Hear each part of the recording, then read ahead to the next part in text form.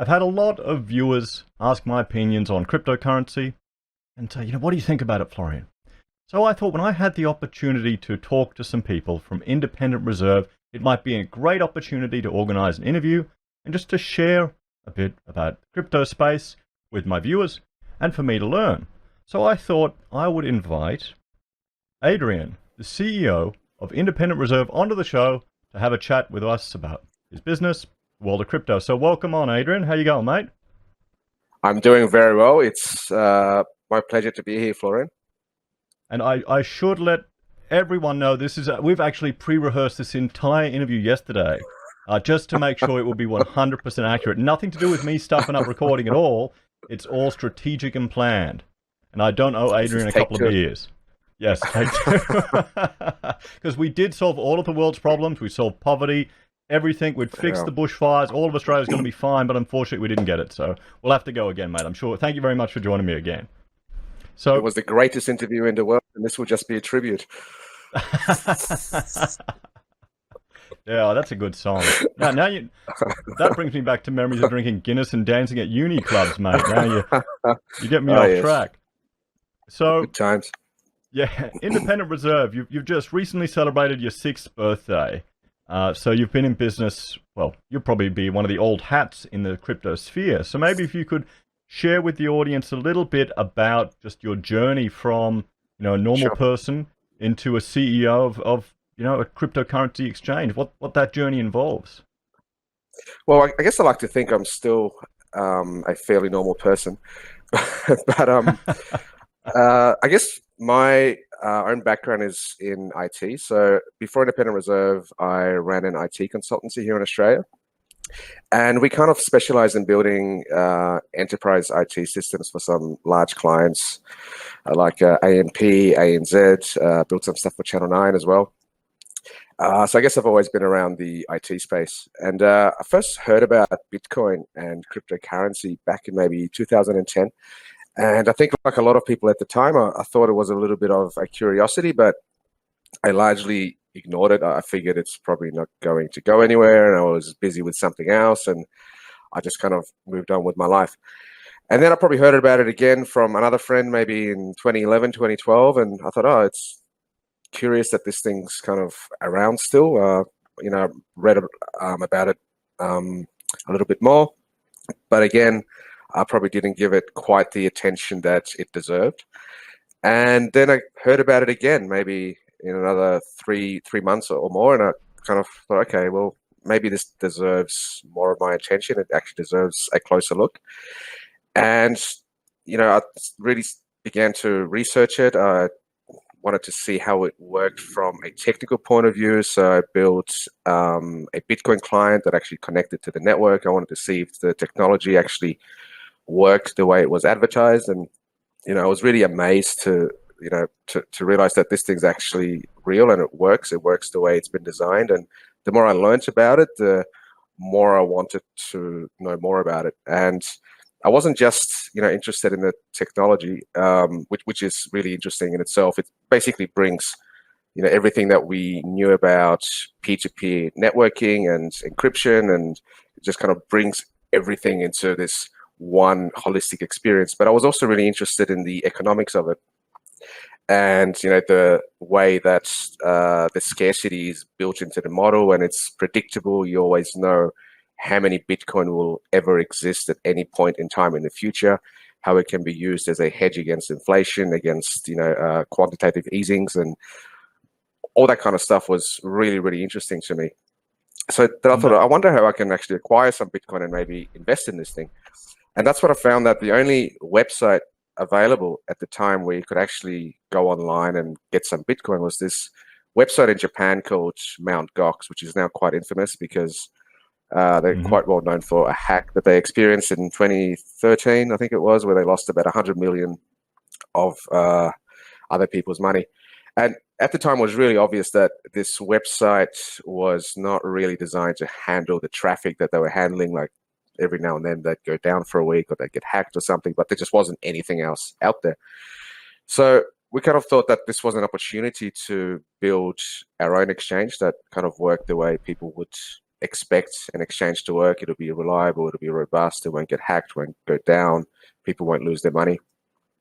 So I guess myself and a group of two other people, we decided to create Independent Reserve with the aim of creating a cryptocurrency exchange based here in Australia, which we kind of felt was a very kind of reputable place to run an exchange, because it's, at the time, we kind of felt it's very highly regulated and everyone trusts, a business that's domiciled in Australia.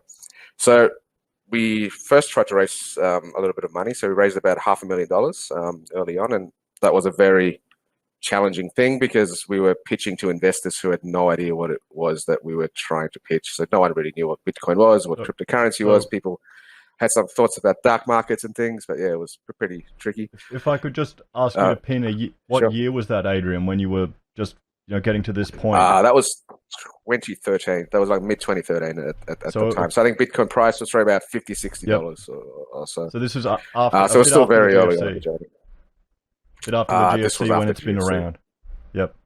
Yeah, so actually one of the reasons Bitcoin exists is because of the, so Bitcoin was created in 2009, which is, and so one of the first things posted on the blockchain was a hash of a newspaper clipping about monetary easing during the GFC. So it's kind of the genesis of Bitcoin is the GFC. So back in 2013, no one really knew what cryptocurrency was. We ended up raising about $500,000. It was a real struggle. It was like pushing a car uphill in the snow, but we ended up raising the money that we needed to build Independent Reserve. So we built the platform in-house. We spent about 18 months working on that.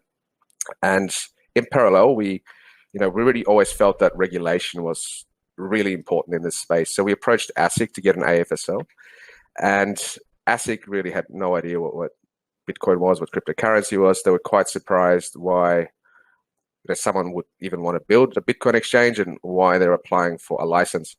And then they were just curious about what Bitcoin actually was. So at one point when Mt. Gox, that exchange that got hacked, they went under during the time we were applying for the AFSL, and the guy from ASIC that was reviewing our application, he rang us and he said, well, now that Bitcoin's gone bankrupt, you probably don't need this license. So we had to explain to him that Mt. Gox was not Bitcoin, which was also very confusing to him.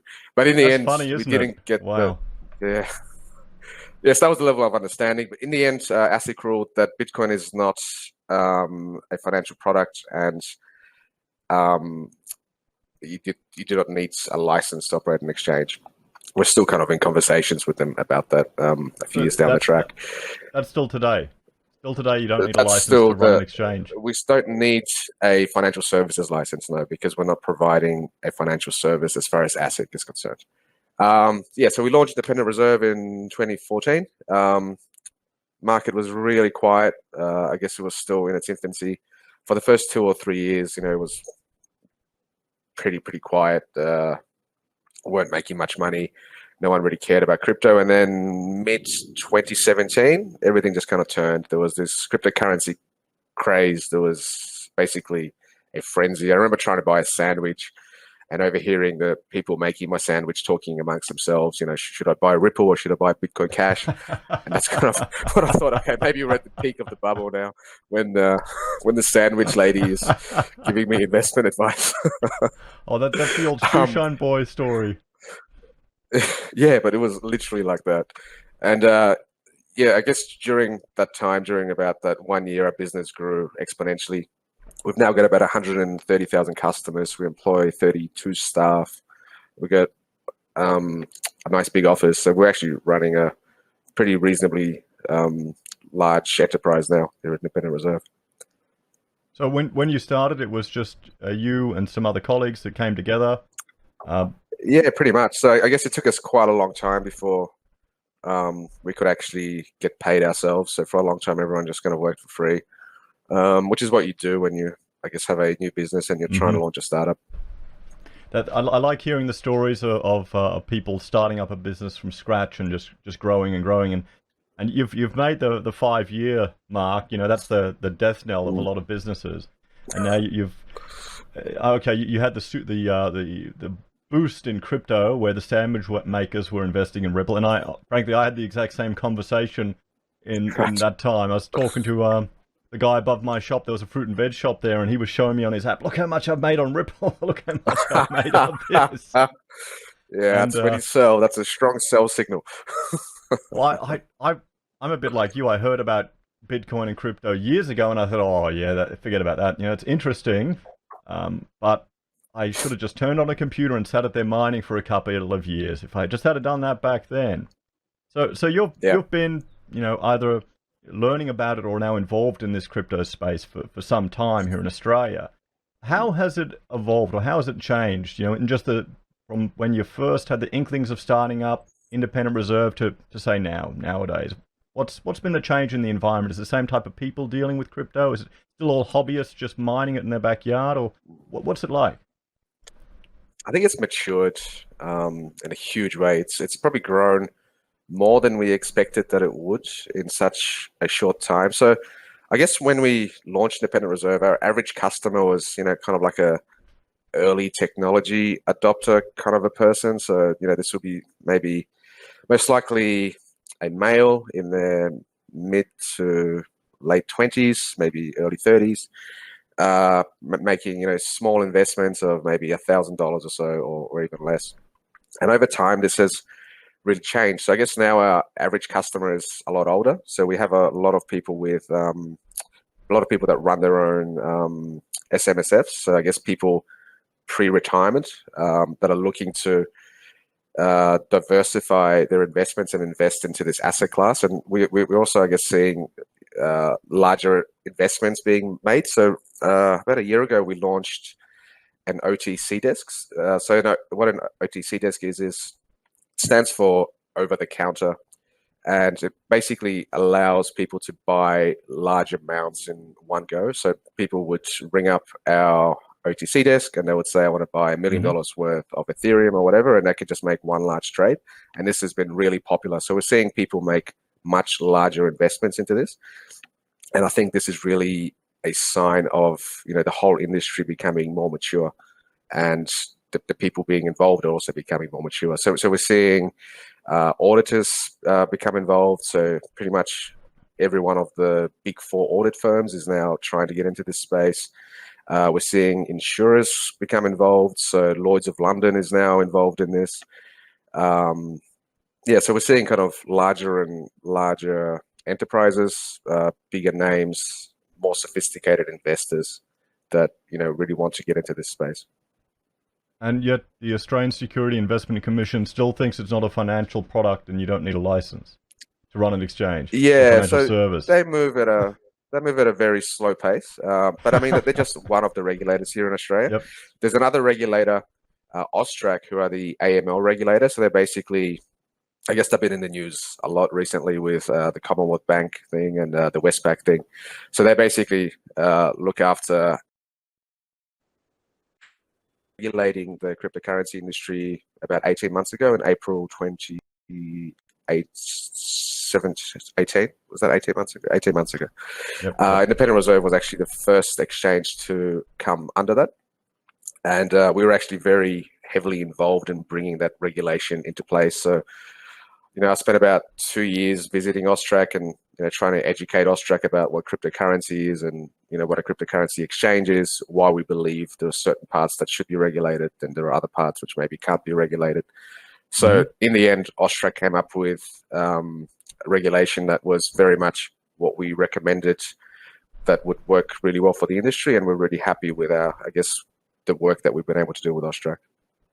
So there's reporting requirements now from your exchange to Austrac?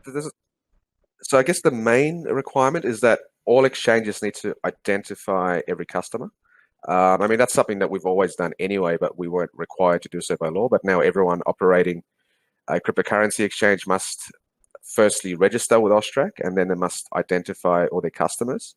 And then they need an AML program, which basically is an operations manual that kind of outlines the things that the exchange needs to do to monitor transactions, to basically make sure that there's no money laundering happening through the platform.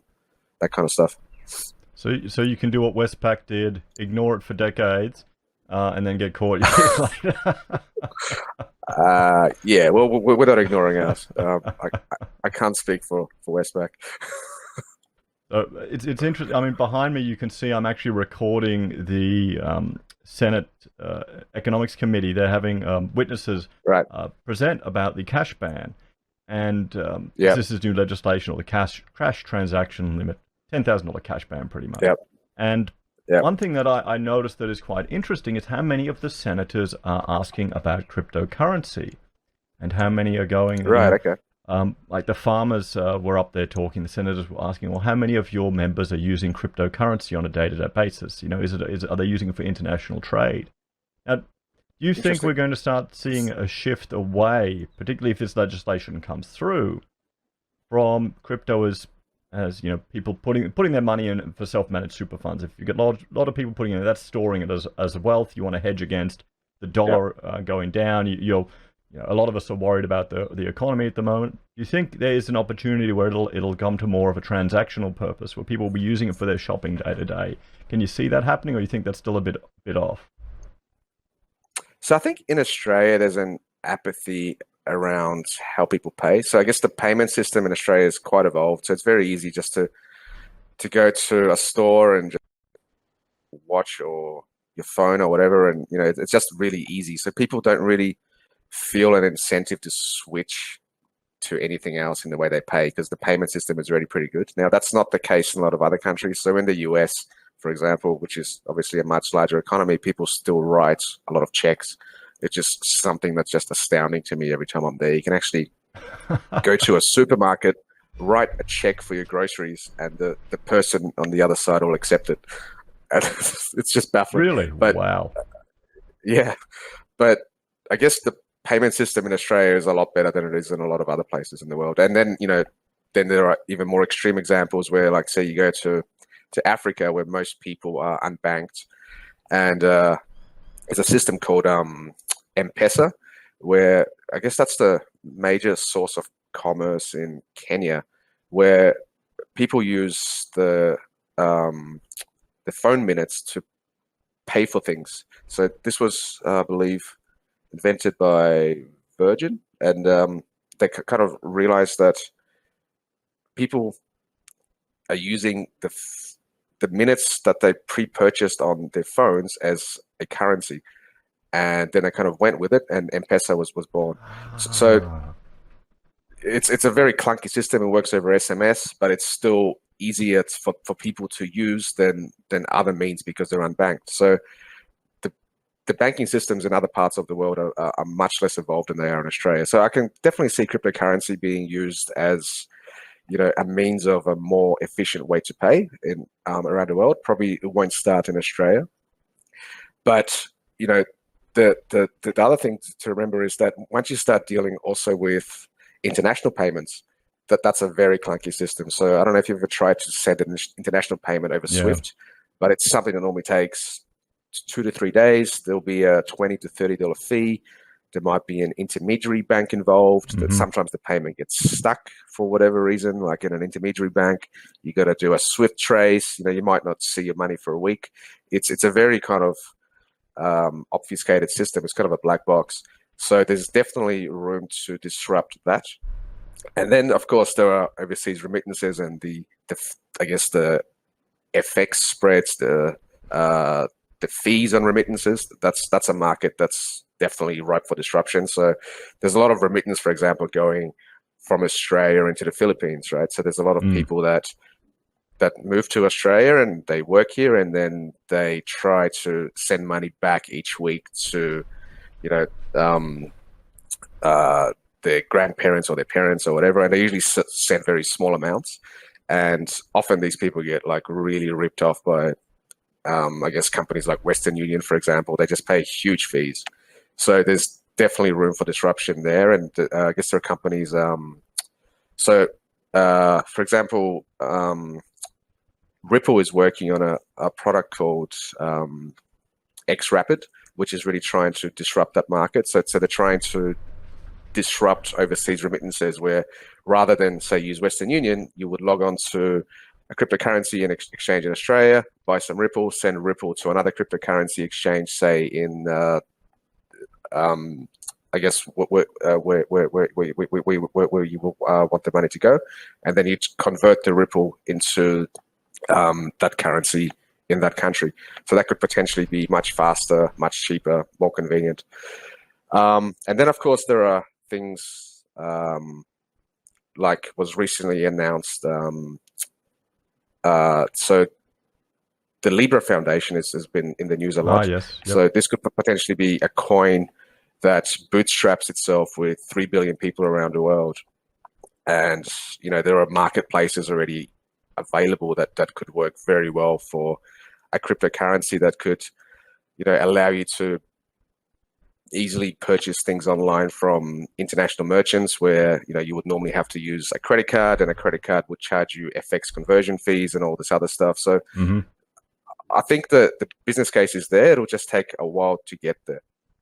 So we could be heading to a world where some of the less developed nations can skip the Reserve Bank world, or have a viable alternative to the banking monopoly. Because I was watching the speech from our governor about Pay ID and this whole privately controlled transaction system. And once you delve into the world of crypto and send cryptocurrencies all over the world and start on different exchanges everywhere, you're used to transactions like this. And then when you go to the bank, like I had to make an international transaction about a year ago, where I was sending a whole lot of money over to Singapore to repair some equipment. It took days, it cost me fees, it was slow. And I mean, why can't I just send them Ripple? I literally rang them up or saying, can I send you some Ethereum?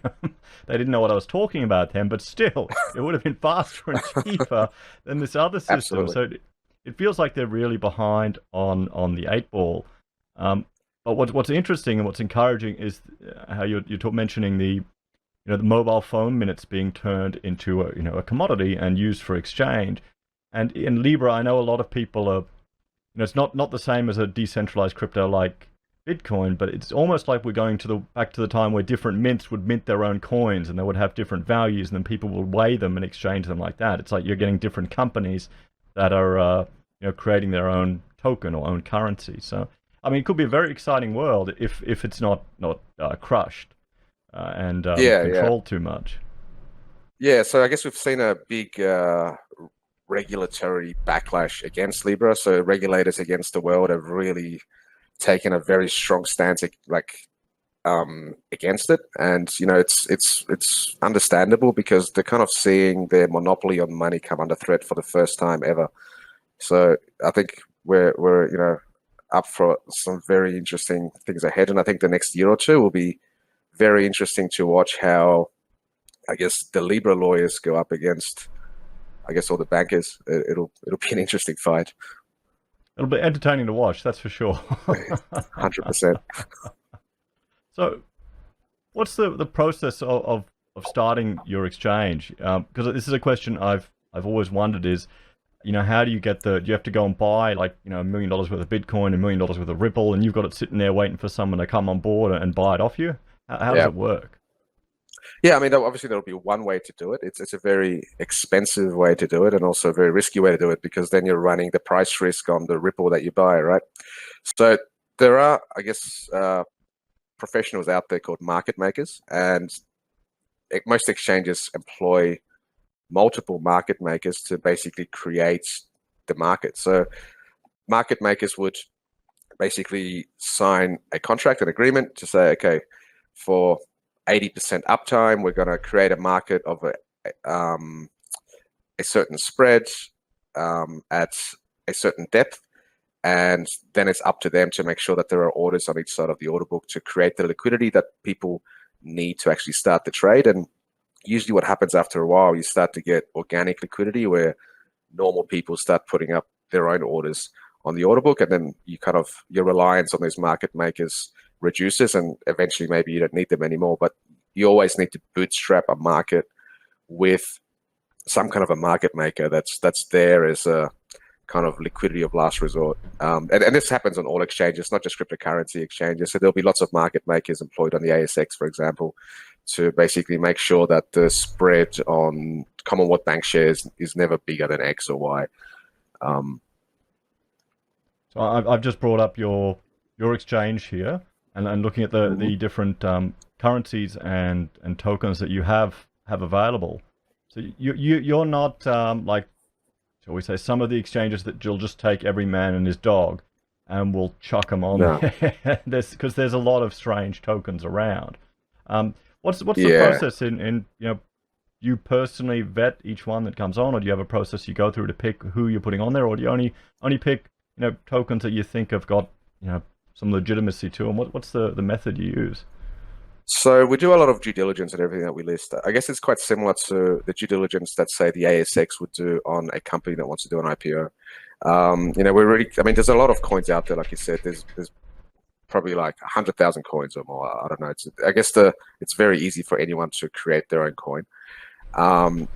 But a lot of these things are a little bit scammy, a little bit questionable, right? So we really want to make sure that anything that we list on our exchange doesn't expose us to any reputational risk of, a coin to be a scam or people losing their money. So we do a lot of due diligence to, learn about the project behind it, the people behind it. We talk to the people behind it. We review, do they have a marketing budget? What's how much money do they have? What is it that they're doing? Is it legal?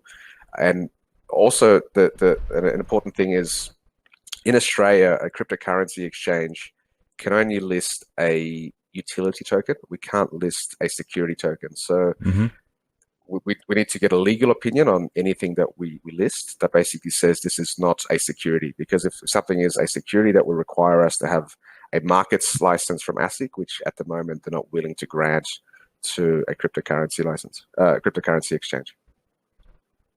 Okay, but if you would get one, would you do it? Yeah, absolutely. But we would apply the same due diligence that we're using now. So we've had a lot of conversations with ASIC about this.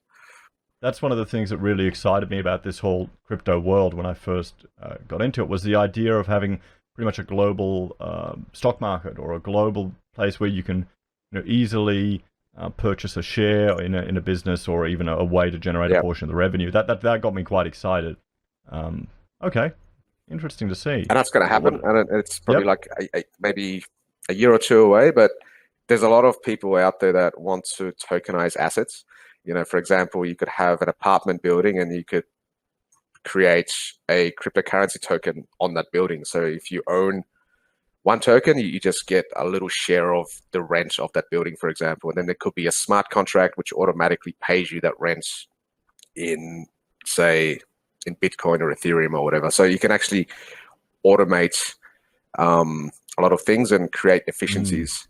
So there's a lot of people that want to do this. It's just that the regulation isn't quite, I guess, the issue right now. And it's probably going to be there in the next 1 to 2 years, though. I quite like the idea of smart contracts during the construction process for administering contracts. Right. Approval smart processes. Contracts for contracts. Yeah, yep. So every single thing is recorded in the ledger. You can't change it, and then it's publicly accessible. Because I just with building construction, I hate how it's all hidden away and you can't see it. But anyway, that's more to do with my other videos rambling about apartments cracking and falling down everywhere. That's been a bit of an issue here in Sydney, actually. Yes, yeah. I hope you haven't bought in one of those old apartments, mate. Or buy a real nice old one. Good. So brick won't burn. Real brick, not fake brick. Real brick won't burn. I'll keep that in mind. Yeah. So you've got some pretty rigorous security processes here, because you mentioned at the beginning about Mt. Gox. Now, it was one of the biggest crypto exchange hacks, and I think there's also one in Canada, an exchange where it was all held on the guy's laptop, and then he died, and they can't get into it. Trigger. Yeah. You hear these stories all the time. Now, I'm assuming, I know, but I'm asking for the audience, independent reserve is not, you're not running out a laptop, you've got more than just the window behind you right there. You've got a setup in place, and you're quite... Yeah. So I guess, we always knew that running a cryptocurrency exchange, you kind of got a target on your head. So there's always people trying to hack the exchange, people trying to hack user accounts. So we really built the system with that in mind. So it's, by far the most secure system I've ever been involved in. All the data that we store is encrypted. Every row in the database is hashed, so we would know if any of the data was to ever be updated in a way that didn't go through the system, because the hash wouldn't match the actual data. It's backed up in real time. So it's a very kind of paranoid system. And we kind of went above and beyond what most people would do. An exchange of this sort, I believe. And, we've been operating now for over 6 years, and we haven't had any issues at all. Also, I guess, other than the IT security, what's really important is the operational security, and to make sure that the processes are in place, where you're where you don't run the risk of a staff member going rogue, for example, because that's also happened in other exchanges. So, it often happens when a business grows very quickly, the processes don't quite keep up with the growth of the business. So we've been really careful to make sure that operationally we have everything in place to make sure that we're not reliant on any single person. So if, say, I was to get hit by an asteroid right now, Independent Reserve is still able to continue, and we can still access basically all the wallets and all that kind of stuff. So there's no single person that holds anything important in their heads, and there's also no single person that can actually do anything. So everything that I would want to do will require approval by another person, for example. So that's really important, and we're actually getting this audited right now just to make sure that everything's in place, and it's we want to get external assurance that we're doing everything in the right way. And the other thing that's really important is that so there are two types of ways to store a wallet in cryptocurrency. There's one thing known as a hot wallet, and a hot wallet is a wallet like a transactional wallet that's connected to the internet, and you can kind of use it to easily transact.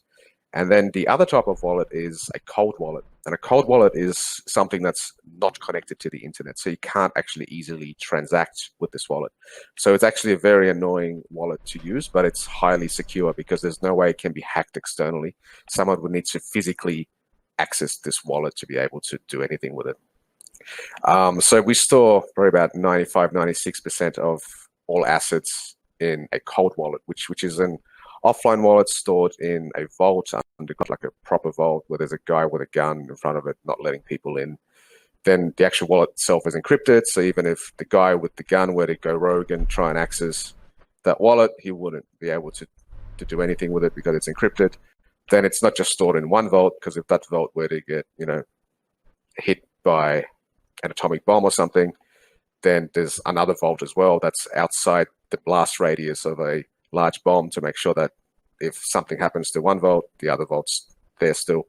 And there are, I guess, many things in place that make sure that no one single person can access this at any one time. So I can't just go to the vault myself. They won't let me in. I've got to be there with other people. Yep. Then they verify that it's actually me. There's a retina scan.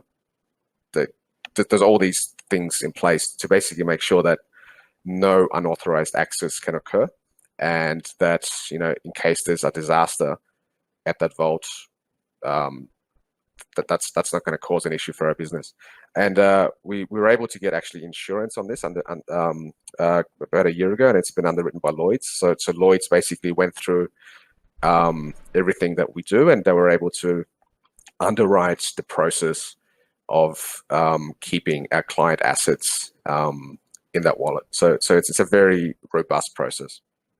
That's the most impressive thing that when I was reading through your website, that you've actually gotten insurance for these crypto assets, because particularly in the big crypto boom, all hacked, and people losing all their money and no recourse.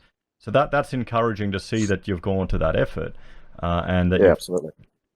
That you even had to think about the blast radius to have redundancy. We're pretty paranoid. We're pretty paranoid for it. Yeah, I'm starting to pick that up. I'm just getting a vibe of that. Bloody hell! But that's what you want from an exchange. That's. I mean, we're looking after a lot of client assets, so we really want to be sure we're doing it in the right way. So that would be, if you've got a large chunk of people, that'd be a lot of people who are buying their self-managed super fund, and you'd put it in cold wallet because it's not going to be flipping as much. You've got that assurance that they're not going to be day trading it as much as some other people. That's right. So what's roughly the mix? Do you have a lot of people doing day trading on your exchange, or do you have more people doing long-term investment, or a bit of both, or? So right now we've got about 130,000 customers, and I'd say probably about 10-15% of them would trade at least once every 2 or 3 days, and I guess the rest would just maybe trade it once every 3 or 4 months or less. So they're the ones that'll just kind of get some crypto and just hold it in a wallet and just wait and see.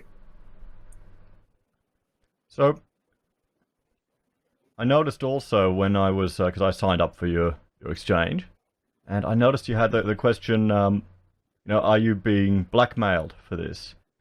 Are you still seeing, because I mean, I had a mate, his whole business was hacked, encrypted, because he didn't update his Windows server, the lazy bastard. Right. And so everything was encrypted, and he had to pay him in Bitcoin. He ended up doing it and getting everything released. Is that happening often, or is it still only a rare occurrence? I wouldn't say it happens often. I don't think it's ever happened often. I think during the time we've been running, it's happened maybe 20 times or less.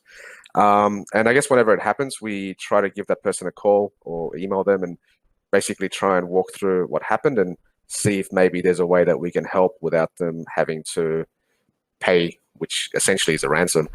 And, then we try to explain to them that maybe they can contact the police, maybe the police can help them. So really try and go through, every other way that, this can possibly be solved. But in the end, it's up to them if they want to purchase the cryptocurrency to do this, because, we kind of do feel quite strongly that people should be able to do what they want with their money. But we also want to, try and make sure that people that, encrypt other people's computers don't get rewarded. So, it's unfortunate that it happens, but it happens, I guess, a lot less than what maybe a lot of people think. Because I remember when crypto was going crazy, I got into cryptocurrency by mining. So as an architect, I had a whole lot of computers with high-end graphics cards, so I would just, overheat the whole office and do a whole lot of mining. But then I thought, I'll buy a little bit. And then it got to the point where the banks wouldn't allow you to use your credit card to purchase cryptocurrency. Is that still in place at the moment, or do you deal with that? Or I think you get people to transfer money over the old-fashioned way. So we don't actually take credit card deposits. So there's a thing about credit cards that a lot of people aren't aware of. So from a merchant's perspective, credit card payments are quite risky. So there's this thing with credit cards called chargeback risk, and it basically allows anyone that makes a credit card purchase to then call their bank, after like 2 or 3 months and say, like, that wasn't me that made that transaction, because I lost my credit card and it wasn't me. And then often the, would reverse the payment, and they'll basically just take the money back from the merchant, which is a risk in the cryptocurrency space because cryptocurrency transactions are irreversible. So there's a fraud risk where someone could deposit money with a credit card, buy some Bitcoin, withdraw the Bitcoin, then a month later call their bank, say this wasn't me, and then we have to give the money back. So that's why you'll find that most exchanges won't accept a credit card payment, because it's just a little bit risky for the exchange. Well, that makes a lot of sense, actually, from your perspective. You wouldn't want to take that on. That seems like a nightmare, because they'll get the crypto, sell it, and do a chargeback. So when you run an online business, you kind of learn a lot about payment frauds and that kind of stuff. And this is an area that we've always thought was a little bit too risky for us. You definitely have become an expert over that in the last 6 years, just in the online world. I've learned a lot more about it than I ever like expected I would. Yes. Fantastic. So, what about? I'd like to get your opinion on Perth's Mint's gold-backed crypto, because there's a few people talking about China apparently bringing back a gold-backed crypto. So I would say that's a huge threat to the US dollar or to any currencies. If you could buy, if you trust the Chinese, but if you could buy crypto that's secured by a physical asset, do you think there's a future of that? Do you think Australia has an opportunity there? What's your opinion on the Perth product? I think it's great to actually be able to watch this thing come to fruition and launch. I know the guys have been working on this for a long time. They've been working on this for a couple of years now, and they've really tried very hard to do everything the right way. They're being audited by Ernst and Young, which I know was a thing that took them a long time to get. It's being run by a company called Infinigold in partnership with the Perth Mint. And look, I think they've done an incredible job. I wish them all the best. And, it's really great to see, what a lot of people would consider to be an kind of old school institution like the Perth Mint, a very reputable brand, to get into this space. I think it's a good sign of other things to come in the future from other institutions like the Perth Mint. It's really a sign of cryptocurrency becoming more mature and more of an accepted way to market your product, I think. So it's really good to see. So we could see the first steps of more mainstream adoption moving forward. And I think so. Yeah. I mean, even I think the prepper community would love a gold-backed crypto. I think I can see him going for it there. So I've got two questions for you before we finish up. And the last time I asked you what your favorite cryptocurrency is, and you said Bitcoin, which is not a surprise. Yep. So I'm going to throw another one at you. What is your favorite altcoin? Probably Ethereum. Yeah. I guess they've been around for the longest. That they've really tried to do things the right way. They innovate a lot on the technology. They're still innovating. They're looking to move to a proof of stake. I think Vitalik is a genius. I think Ethereum is kind of like the Bitcoin of the altcoins. Yeah, okay. I'm a fan of Ethereum too. I mean, I used a lot of it during the ICO craze. Right. Everything that was built on the back of Ethereum.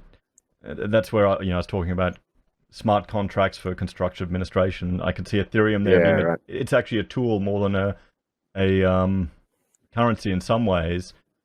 Taking advantage of computing power in the world. So okay, cool. It's the world computer. I mean, that's how they market themselves. So with a lot of these cryptocurrencies, the brand and the network effect is really important. It's very hard for a new cryptocurrency to get the traction with the developers that to develop on the platform. With people to want to use the coin. So even if you come up with something with a slightly better technology, that probably won't be enough to, overtake a more established coin. And then there's nothing stopping the more established coin adopting the technology that a new coin may introduce, because all these things are still constantly evolving. So it's becoming harder and harder for a new coin to really have a large impact on the market, because the existing ones really have a brand now, and that network effect is very hard to overcome. Well, the sandwich maker was telling you which version, Ripple or this or this. So there is a public awareness of it. And some people would have been burned in the recent, insane pump that happened a few years ago. But the public are more aware of it, and I think more accepting in many regards. I've been asking some of my viewers how many of them actually accept crypto in their business, and a few of them offer it. It's still, slowly. I almost had a client that was willing to pay me in Bitcoin for a job, but he wanted to keep his Bitcoin and just gave me fiat. So I was a bit disappointed. We both wanted the crypto more than the real money. So that's the other issue there. So, okay. And finally, I stalked your LinkedIn, as I did. And so you're thanks. a Melbourne boy, but now you're living in Sydney. So here we go. Which Melbourne or Sydney? You got to pick a side. We all know Brisbane is the best, okay, in the country. That goes without saying. Okay, Melbourne or Sydney, mate? Which one do you prefer? So, I love Melbourne. My parents live in Melbourne. I'm going to Melbourne for Christmas, but just too many times I land in Melbourne and I feel like I've just been slapped by a wet fish. It's just the weather there is just. Especially in winter, just walking out of the plane thinking, where am I? Why is it so cold? So I think I've kind of gotten used to the weather in Sydney. Yeah, so I think I'm going to stay in Sydney.